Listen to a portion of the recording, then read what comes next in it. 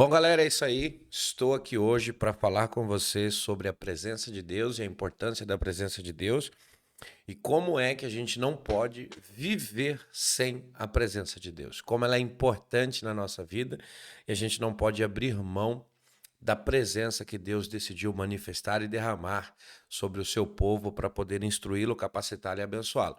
Esse devocional, vou começar fazendo duas perguntas para você. E a primeira delas é: existe algo mais importante do que a presença de Deus entre nós? E a segunda pergunta que eu faço para você é: o que poderia ser pior do que estar separado da presença desse Deus Todo-Poderoso? Esse é o Devocional de Volta à Vida. Você é bem-vindo neste canal e você está aqui para ser abençoado.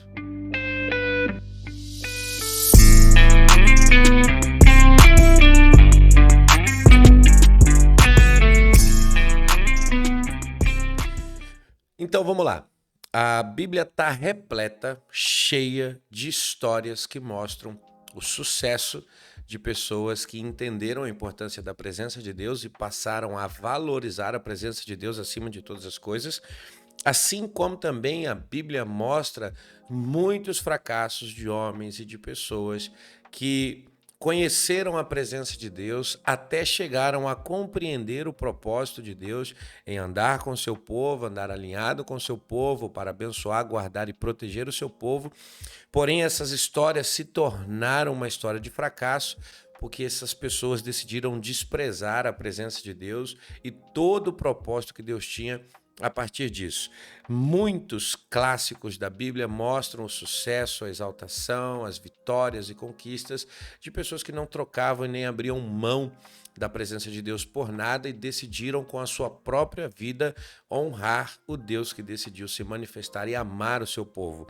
Mas a gente tem um caso clássico, que é o caso de Israel, que nós vamos ver que Israel não conseguiu entender logo no princípio da sua jornada de libertação a presença desse Deus Todo-Poderoso. Deus libertou, humilhou o Egito, humilhou os deuses do Egito. Ali a gente vê um juízo de Deus sobre aquele povo que era um povo pagão, e a libertação de Israel para que esse povo pudesse se tornar a propriedade particular de Deus, um povo que iria glorificar o seu nome sobre a face da terra. Porém, diante do monte, quando Deus decide derramar a sua presença, manifestar a sua glória, quando Israel à beira do monte olha para o cume do monte, o que eles vão ver é fogo, fumaça, trovões, raios, trombetas, e a Bíblia conta que o povo ficou com medo de se relacionar com o Senhor e enviou Moisés para que Moisés pudesse subir ao monte, falar com Deus e descer do monte com as ordens que Deus tinha para que o seu povo pudesse viver. Tem muita gente que ainda não entende o porquê que Deus deu a lei, e nós poderíamos falar de muitos propósitos, porém, de maneira bem simples, a lei serve para que o povo de Deus possa entender qual é o modo correto de se viver com Deus, de viver segundo Deus se agrada que se viva, tá? Então a lei veio para isso, para explicar ao povo a maneira de se viver segundo o padrão de Deus. Mas quando Moisés ele está lá em cima no alto do monte, a gente vai olhar, vai aprender que o povo se cansa dessa demora. Ele passa alguns dias lá em cima, isso frustrou um pouco a expectativa do povo que estava esperando lá embaixo com Arão, e o povo decide agir por si só. Êxodo 32 diz assim: o povo viu que Moisés demorava para descer do monte, então reuniu-se em volta de Arão e lhe disse: levantem-se, faça para nós deuses que vão adiante de nós, pois quanto a este Moisés, o homem que nos tirou do Egito, não sabemos o que lhe aconteceu. Olha a visão do povo. Deus operou prodígios, sinais, maravilhas, Deus fez coisas grandiosas para esse povo. Porém, agora, o fato de Moisés estar na presença de Deus, e isso fugir um pouco daquilo que Israel pensava, faz eles terem a compreensão de que a vida de Moisés se acabou, eles não sabem o que aconteceu com Moisés e eles decidem criar um Deus estranho, pressionando Arão para que eles pudessem fazer uma imagem, um Deus pagão criado segundo a vontade deles e atribuir a esse Deus, a essa imagem, a glória da libertação e também a direção da caminhada que eles tinham que seguir. Aprendemos muitas coisas aqui, mas escute só. Primeiro, um sacerdote ele não deve ser pressionado por um povo que está sem direção. Se o sacerdote tem uma palavra de Deus, ele tem que se manter fiel àquilo que Deus disse. Mas o que me chama mais atenção é que o povo vai decidir fazer um bezerro de ouro. E no deserto você não vai encontrar ouro a ponto de você construir uma imagem, uma estátua, como foi feita ali por Arão, né, através dos ourives que estavam ali. Mas escute só, na promessa que Deus fez a Abraão lá atrás, a gente vê que Abraão escuta, sua descendência será cativa, mas quando for liberta, ela levará os despojos da terra. A nação que foi derrotada é a nação do Egito, e a gente aprende que toda nação conquistadora, ela tem o direito de levar os despojos. Então, Israel é um povo que está no deserto, não tem o que plantar, não tem o que comer. Deus tem sustentado esse povo de maneira milagrosa. O povo não tem água para beber, mas é um povo que não morre de sede, porque Deus faz a água brotar da rocha e ainda mais se tornou um povo milionário, próspero. Porém, aquilo que Deus deu para eles como bênção é aquilo que eles têm tornado maldição na vida deles. O ouro que trouxe a eles prosperidade, agora é um ouro que está servindo para que eles possam criar um ídolo. E, infelizmente, fuja de tudo aquilo que possa se tornar um ídolo na sua vida. Olha o perigo de uma bênção mal administrada. Olha como tem gente que administra mal aquilo que Deus dá. Deus deu o despojo da terra sobre a vitória dos egípcios nas mãos de Israel e eles decidiram fazer um bezerro e atribuir a esse bezerro, a essa imagem, a esse ídolo, a glória da libertação. Aquilo que veio para abençoar, agora está servindo como maldição. E a gente vê que a falha de Israel acontece logo no início da sua jornada. Não é no meio, não é no final, mas é uma falha grave logo no início da sua jornada, porque sem perceber, eles já estão quebrando 2 mandamentos, os 2 primeiros mandamentos que Deus determinou. E eu leio aqui, Êxodo 20, verso 3 e 4. Não tenha outros deuses diante de mim. Não faça para você imagem de escultura, nem semelhança alguma do que há em cima no céu, nem debaixo na terra, nem debaixo das águas da terra. Israel consegue quebrar, destruir praticamente essa aliança que foi feita com Deus logo de cara. O relacionamento está mal começando, a aliança está se formando, Deus está trazendo ao conhecimento do povo a maneira de se viver e a gente já vê que ele já quebra.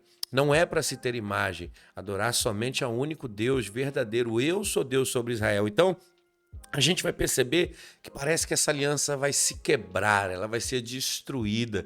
Esse período de Israel viver com Deus e sua presença se acabará aí. Mas Deus ele vai responder de uma maneira, e eu te digo, toda ação ela vai trazer uma reação, toda ação ela tem sua consequência, e Deus respondeu de maneira devastadora o pecado de idolatria do povo de Israel. E olha só que coisa, cerca de 3.000 homens morreram como resultado direto do seu pecado.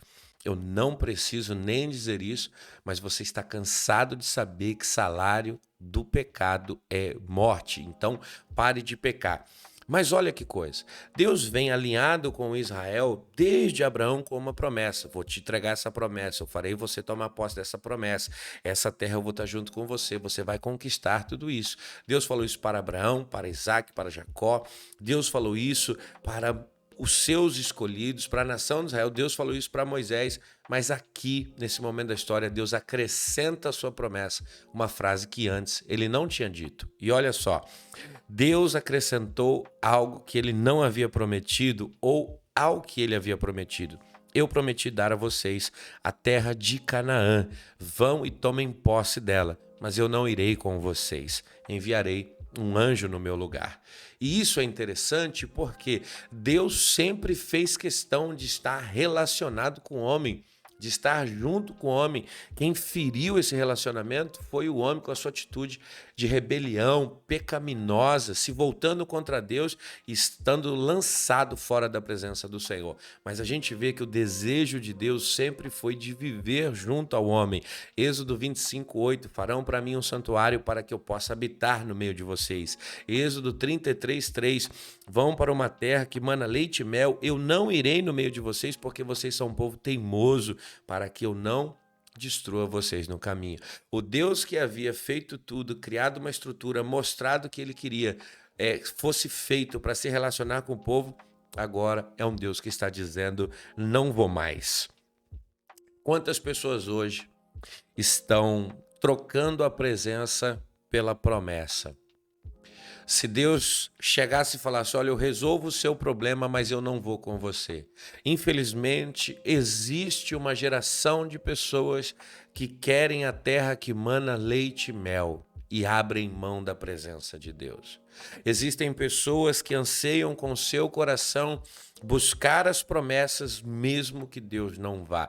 Um Deus desejoso de estar junto, de estar presente. Ele é o Emanuel, é o Deus conosco. Agora ele está dizendo com vocês, eu não vou. E tudo isso por causa da rebeldia, tudo isso por causa da dureza do coração de Israel e principalmente o fato de atribuir a glória, a libertação a quem não operou aquelas maravilhas no Egito. Mas olha só, e eu vou encerrar aqui, mas isso precisa entrar no seu coração. Lembra que eu te fiz duas perguntas sobre a importância da presença de Deus? Qual é o valor, o que há de mais importante do que a presença de Deus no nosso meio? Moisés entendia isso. Moisés reconhecia que não havia esperança para Israel se Deus não estivesse presente. Israel não era uma nação, Israel não era ninguém, é o bichinho de Jacó, se Deus não estivesse com esse povo. E dentro disso não há sentido ser Israel, ser nação, ser povo sem presença. Não adianta ter terra, não adianta ter ouro, não adianta ter maná, não adianta viver uma promessa e não ter a presença de Deus. Isso não faz sentido. E a gente vê Moisés dar uma resposta para Deus quando Deus fala, vão, mas eu não vou. Êxodo 33:15, ele diz, Moisés disse, se a tua presença não for comigo, não me faça sair deste lugar, pois como poderás saber que alcançamos favor diante de ti, eu e o teu povo? Será que não é o fato de andares conosco, de maneira que somos separados, eu e o teu povo, de todos os outros povos da terra? Preste atenção, existe o desejo de Deus em abençoar o seu povo, de tornar o seu povo próspero, dando casa, carro, enriquecendo aqueles que de coração puro amam a sua presença e obedecem a sua palavra. Mas presta atenção, ter dinheiro, realizar sonhos, alcançar desejos não significa que eu sou diferente dos outros povos. Tem muita gente que está prosperando, mas está vazio da presença. Tem muita gente que está enriquecendo, mas está vazio da presença.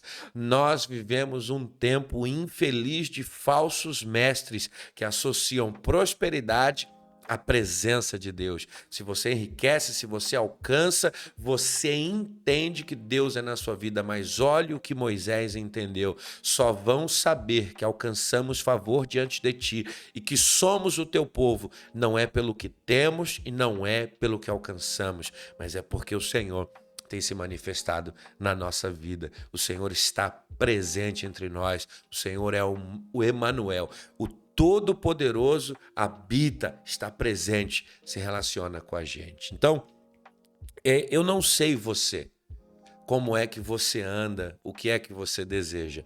Existe algo mais importante do que a presença de Deus na sua vida? Existe algo mais importante do que a presença de Deus para você? E tem algo tão terrível do que ficar sem essa presença sobre a sua vida, sobre a sua casa? Não adianta, nós não temos que buscar ouro e prata, nós temos que buscar o Senhor. Ouro e prata é uma consequência do cuidado, é uma consequência do amor, é uma consequência de Deus tirar do ímpio e trazer para a mão do justo. Eu quero te abençoar hoje através desse vídeo, mostrando para você, é esse o propósito que está no meu coração. Qual deve ser o seu comportamento?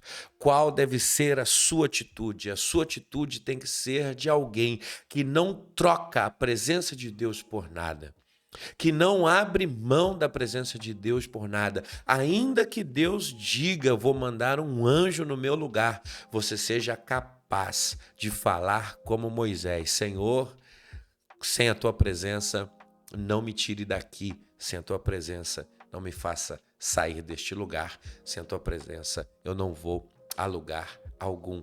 Tenha autoridade, tenha sabedoria, tenha sagacidade de desejar Deus acima de todas as coisas. Porque o desejo de Deus é estar com a gente, habitar com a gente, fazer morada com a gente e mostrar ao mundo perdido que nós somos diferentes, não por aquilo que nós temos, mas sim com quem nos relacionamos. E esse relacionamento com Deus vai mostrar que nós somos diferentes sobre a face da terra. Que Deus te abençoe. Se esse vídeo fala ao seu coração, se esse vídeo é capaz para abençoar a vida de alguém que você conhece, compartilhe ele. Ajude o canal de Volta à Vida a crescer. Nós estamos chegando aí a 1.700 inscritos, já são 1.700 pessoas que estão seguindo, compartilhando, sendo abençoadas e abençoando a vida de todas as pessoas que conhecem. E você faz parte desse trabalho. Que Deus te abençoe e fica na paz. Até o próximo devocional de Volta à Vida.